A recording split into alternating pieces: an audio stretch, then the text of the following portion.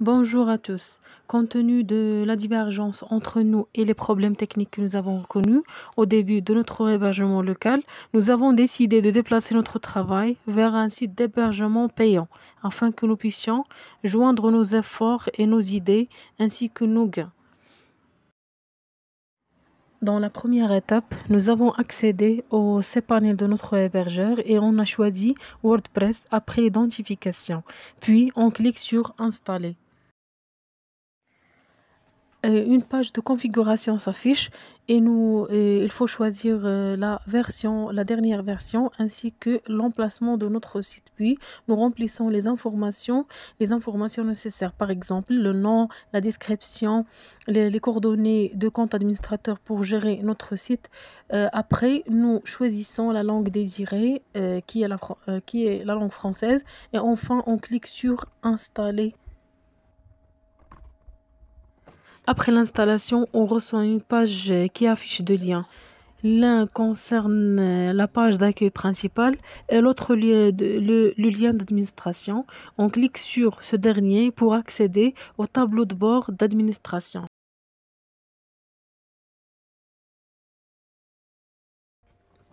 Après l'installation de notre site WordPress, on passe à la deuxième étape dans laquelle on choisit un thème déjà intégré nommé Hestea. On clique sur l'installation et puis activer.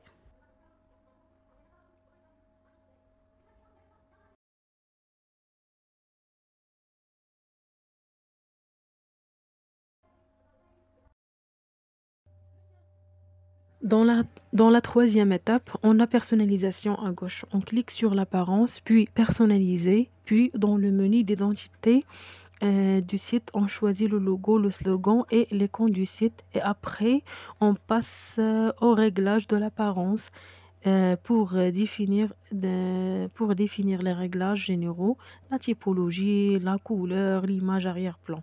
Après, on a la section de page d'accueil pour modifier le contenu affiché sur le haut de la page d'accueil. En ce qui concerne la section à propos, on peut modifier le milieu de page d'accueil. Ensuite, on clique sur modifier la page pour ajouter une galerie afin d'exposer nos produits. Et enfin, on clique sur mise à jour.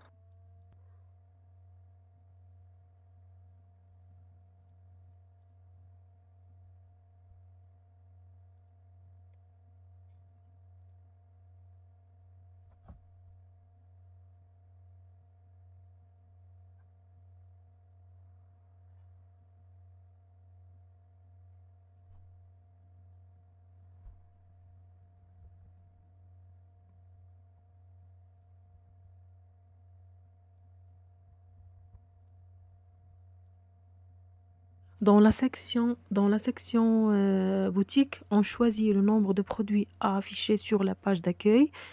Euh, et pour, euh, et pour la section blog, la même chose pour les articles du service Zora Sushi. Et pour la section contact, c'est l'ensemble des informations pour nous joindre et nous contacter. Enfin, on clique sur publier. Dans cette étape, le site est prêt pour le remplir et le charger. Et donc, nous avons créé des comptes administrateurs afin que nous puissions travailler à la fois dans notre site en remplissant les coordonnées de chaque compte, c'est-à-dire de chaque personne qui va travailler à l'intérieur.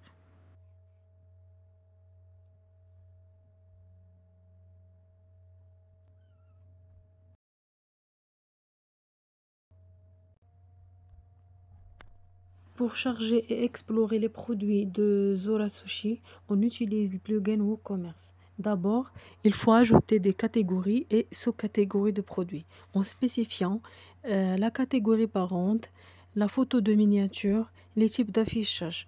Pour l'ajout de produits, on clique Ajouter dans le menu de produits et on remplit le nom, la description, produit, prix, attribut, image. On coche la catégorie d'appartenance et publier. En ce qui concerne le bouton courbé, si on veut, dans le cas où on veut supprimer ou bien modifier un produit.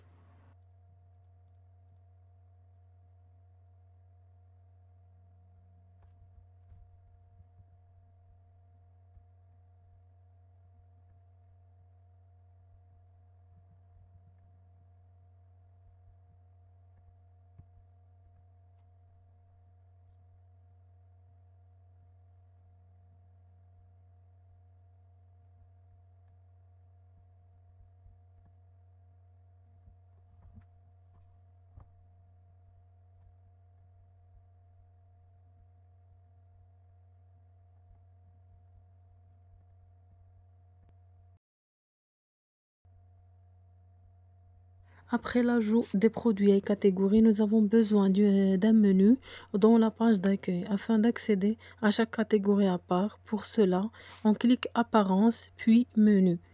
Après, lien personnalisé. Dans l'URL ou bien l'emplacement, on saisit le lien de page du catégorie désirée. Après l'ajout menu, on le glisse vers l'emplacement souhaité, c'est-à-dire que ça soit en premier ou bien en dernier. Et enfin, on clique sur enregistrer les menus.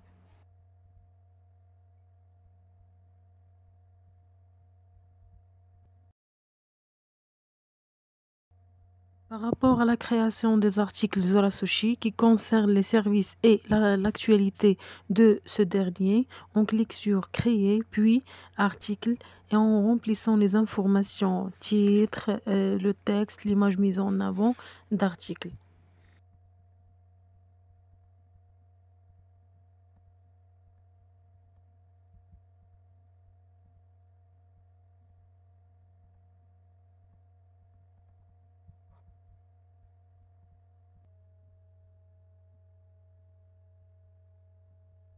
Pour modifier les informations à afficher au pied de page d'accueil, on clique sur Apparence, Widget, on sélectionne le nombre de pieds que nous avons choisi. Nous avons choisi 3 pieds en remplissant bien évidemment les informations nécessaires à chaque fois.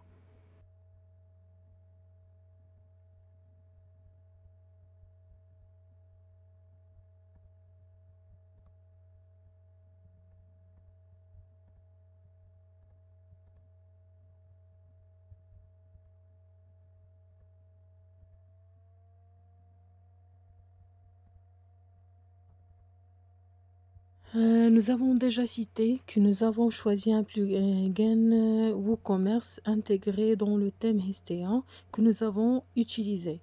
Alors, pour ajouter un autre plugin, on clique sur Extension, puis Ajouter et on cherche le nom du plugin qu'on veut utiliser. On clique sur Installer et Activer.